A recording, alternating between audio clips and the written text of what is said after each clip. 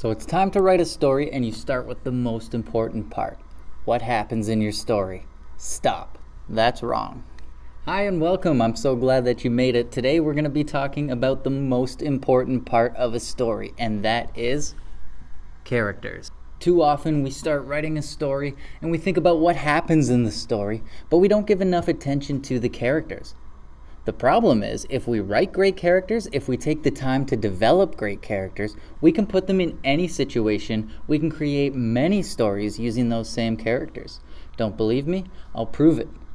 Tony Stark, Iron Man 1, Iron Man 2, Iron Man 3, Avengers, Avengers Age of Ultron, Infinity War, Endgame, and there's probably some I'm forgetting. If you can think of the ones that I'm forgetting, please write it down in the comments below. All of the movies that have this single character, Tony Stark. Star Wars, Luke Skywalker shows up again and again and again. Great character. And pretty much every TV show ever, but none better than my personal favorite, The Office. And that's all because of characters. So before we even look at plot or setting or conflict or foreshadowing or anything else, we really need to develop our characters. Here's the thing, if people don't care about your characters, they're not going to care what happens to your characters. And so there's no point in writing the rest of the story. And so in this video, you're going to learn how to make people care about your character. And you're going to learn easy ways to do this so that no matter what story you write, it's going to be amazing. Before we go any further, you need to learn the word protagonist. The protagonist is the main character in a story, sometimes described as the hero in the story or the good guy, especially if it's a good guy versus bad guy type of story. But we'll cover more types of stories in another video later on. The protagonist is the one that we're following in the story. They're the one that we're rooting for. They're the one that have some goal that they want to accomplish, and that hopefully we're hoping that they meet that goal. And we're hoping that they are transformed after they meet that goal. Wanda, Black Panther, Lightning McQueen, Aquaman, Batman, Katniss Everdeen, Harry Potter. Hopefully that's enough information to answer this first basic question. What is a protagonist? And to show your teacher that you understand from this video, drag and drop Captain's Shield on top of whichever option you think is most correct. Pay attention to who we're actually following in the story. So if we take Toy Story as an example, Woody is obviously the protagonist. But if we look at Inside Out, it could be argued that the story is about the little girl. Guess what? I can't even remember her name. But the one we're following through the story is Joy. So Joy is the protagonist of the story. Now here's a bit of a trickier one. Who's the protagonist in Finding Nemo? I could easily argue that it's Nemo, the title character, or I could argue that it's his father, Marlin, who we follow through a lot of the story as he proceeds along his journey trying to find Nemo. I actually think it might be Marlin. In this slide, you're going to take the picture of the protagonist and you're going to drag it and place it on top of the movie title for whichever movie they belong to. Now, when I was young, my teacher asked me to describe my main character, and I started the way that I think a lot of people start when they're first writing. He's a boy with dark hair, average height, brown eyes, and you go on and you list what this character looks like. However, what they look like does little for your story. It does almost nothing, like nothing at all. Maybe a little bit, but probably nothing at all. Don't waste your time describing what they look like. Check this out. He's an overprotective father who would do anything to rescue his son. He has little time for trust and for others. Who are you picturing right now? Let me show you. Notice that if I had said he's an orange and white fish, if I had described what this character looks like, it would have done little for our story. You have to describe what your character is like, not what they look like. So what should we focus on? We should focus on the attributes of their personality, but I'm going to make it very, very simple for you. Let's start with a basic exercise. On this slide, all you have to do is drag the picture of the protagonist above the description that you think matches that protagonist. I've already given one to you, so the rest should be kind of easy. So here's 3 things you can focus on that will do way more for your character development than describing what they look like. how this protagonist sees others, how this protagonist treats others, and how others see and treat your protagonist. Let's take Tony Stark as an example. Now keep in mind for this example, I'm taking the introduction of Tony Stark, the first time they introduced this character, the first Iron Man movie. And so if we look at that version of Tony Stark, who of course changes throughout the course of many movies, but many of these attributes still remain. If we take a look at that Tony Stark, here's how we could describe him. Here's how Tony Stark sees others. Others are less intelligent, so they should just listen to him. The world loves war, and he's just smart enough to manufacture the weapons for that war. And other people are just a way to get what he wants. Here's how he treats others in the first Iron Man movie. He imposes himself as the leader of any and every group. He's straight to the point with telling others what he wants. He's often impatient with other people, and he treats others like they should be as smart as he is, although he knows that they're not. Here's how others see Tony Stark in the first Iron Man movie. He's rich and powerful. He's arrogant, often to the point of rude, but he's brilliant. Notice that he has both good and bad qualities. This is going to come up later. You can't write a character with only good qualities, or if you do, people aren't going to care about them as much. And the last thing is, other people really allow him to get away with things. Now here's how you might describe what Tony Stark looks like. Dark hair, dark eyes, average height, styled goatee, nice suits. Doesn't really do as much for our character as the other three things we just mentioned, does it?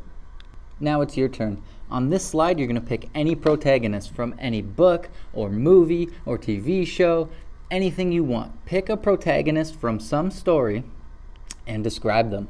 Describe them in the ways that we've described Tony Stark, and use the model from the previous slide to help you. At this point, your character's starting to shape up. We really understand who they are, but that's not quite enough. This last thing is going to really help your readers care about your character. This is how we create empathy for your character.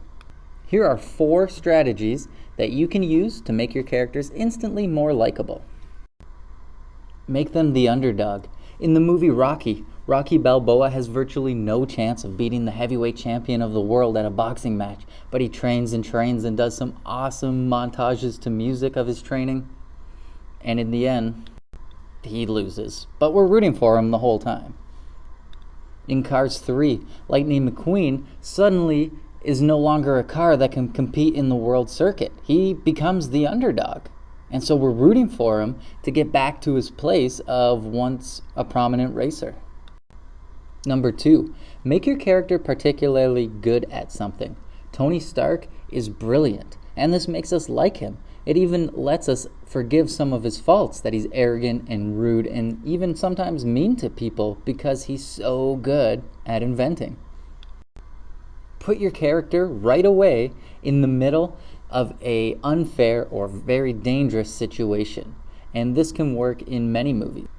Pretty much all war movies are this way. But in the very last Avengers movie, Tony Stark doesn't want to continue to fight. He's happy living with his family. He's finally settled down, but he's the only one that can help in a certain situation.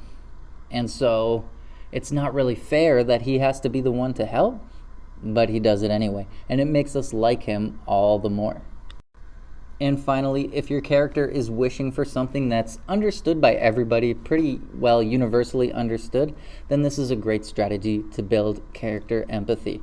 So Woody wants the love of Andy. He still wants to be a toy that is favored by the kid. He wants to feel loved and valued and useful. Your parents are going to feel this way when you move out of the house. Everybody feels this way at some point or another. In the movie Onward, Ian just wants to spend a little bit of time with his dad, who died before he really has any memory of him. So he goes through the entire trial, the entire quest, the entire movie trying to get that opportunity to spend some time with his dad. That's something we can all relate to. You're going to practice creating character empathy using personification. Now, if you don't already know, personification is when we give human-like qualities to something that's not human. The movie Cars, the whole series Cars, is a perfect example of personification. These are cars, not people, but they act like people. They have feelings like people. So in those cases, we're giving human-like qualities to all of these different cars. They each have their own personality, they each have their own wants and desires, and they each have their own goals in life. Remember to complete this slide where you drag Cap's shield on top of the answer that you think best describes personification. Your next task is to choose an inanimate object. You can choose anything you want. There's some examples here: a sharpener, an apple, a shoe, a backpack, a book, but you can choose anything you want. Drag Captain's shield on top of whichever one you're going to choose, including if it's other. And if it is other, take the time to find a picture of the thing that you are going to describe and add it to this page. Then, scroll back in the video and choose one of the 4 likability strategies that I just mentioned. Now, using those likability strategies, you're going to write a character introduction for whichever inanimate object you chose. You're going to write 4 to 8 sentences that get people to like your character.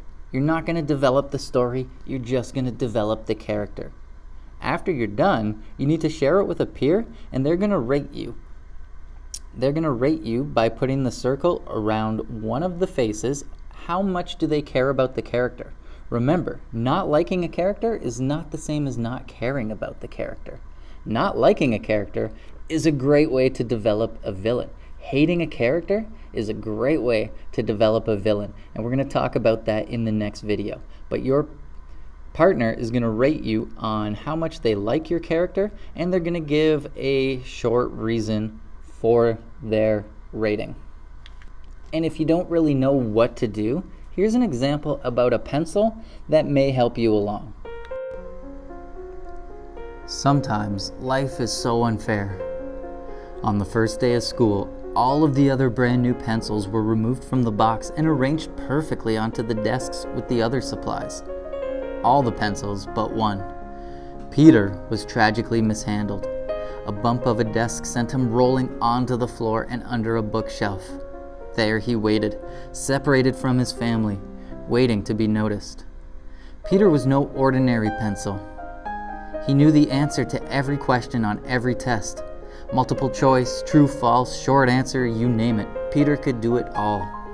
Exasperated, he lay there in the shadow of the classroom novels and collected dust as he watched the other pencils circle incorrect answers and misspell words. Peter had to show the world what he was made of. And then one day, it happened. A falling scrap of paper floated like a leaf from the towering desks above and landed right next to Peter. So you can see from that example that I focused on 2 different strategies. Now, I think it's better to just focus on one at a time, and so I would rate Peter's likability about a third of the way, maybe halfway. I could do better here. You probably can do better too. I used the strategies of being put in an unfair situation. He got bumped off the desk and rolled away from his family. And I also used the strategy that he was very good at something. He was remarkably good at something in that he would always get the right answers on tests. So thank you for going through the steps for character. You now have a great basis to start on developing a character that people are going to care about. Remember, if people don't care about your character, they won't care about your story. And while developing a great character is the most important thing to writing a great story, the next most important thing is conflict. You have to put that character in a situation that creates a good story. And we're going to talk about that in the next video right here.